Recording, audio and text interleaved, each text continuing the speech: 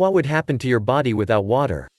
Every living organism we know of requires water to survive. It's part of the reason we look so feverishly for water on other planets across the universe, and consume it consistently every day here on Earth.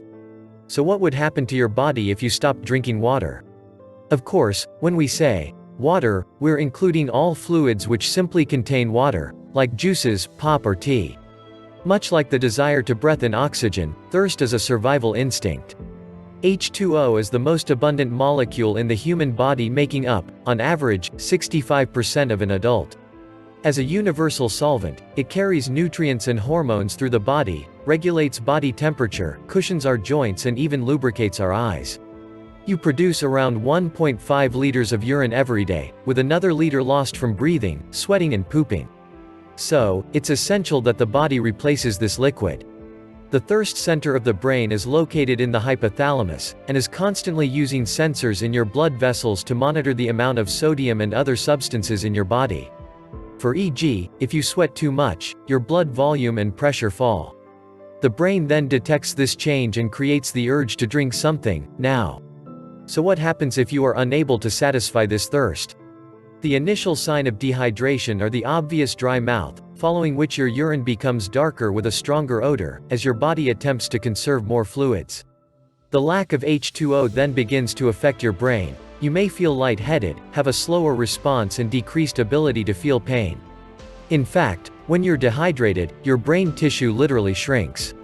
In studies observing hydrated versus dehydrated participants, the same task required more brain power and oxygen in dehydrated individuals compared to those fully hydrated. After a day or two with no fluids, you'll stop peeing altogether, have trouble swallowing, suffer from muscle spasms and likely experience nausea. After all, your body can survive without food much longer, and attention to digestion is not a priority at this point. Eventually, victims may become delirious with severely impaired brain function. Interestingly, studies looking at elderly patients who suffer from delirium found that many are simply suffering from chronic dehydration in the first place. After even more time without water, the blood stops flowing to your skin, reducing heat loss but increasing your core body temperature. This can lead to a gray-bluish tinge to your skin. Beyond 3 to 5 days without water, and your body will begin to shut down its organs, and eventually the brain. Of course, unlike the plentiful oxygen we breathe, only 2.5% of all Earth's water is fresh, most of which is locked up in glaciers, ice caps and underground lakes known as aquifers, leaving less than 1% available for drinking.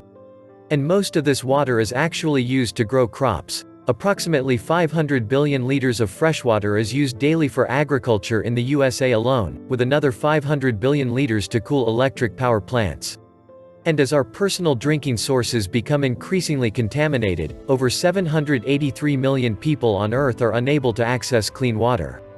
Scientists around the world are trying to find solutions to this problem, from attempts to remove salts from the ocean water, tap into underground aquifers and creating innovative water filtration systems.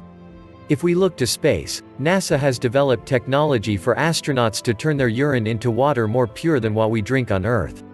But we can't just rely on science and technology. Perhaps the solution relies on us as a species to understand and contribute to this global water crisis.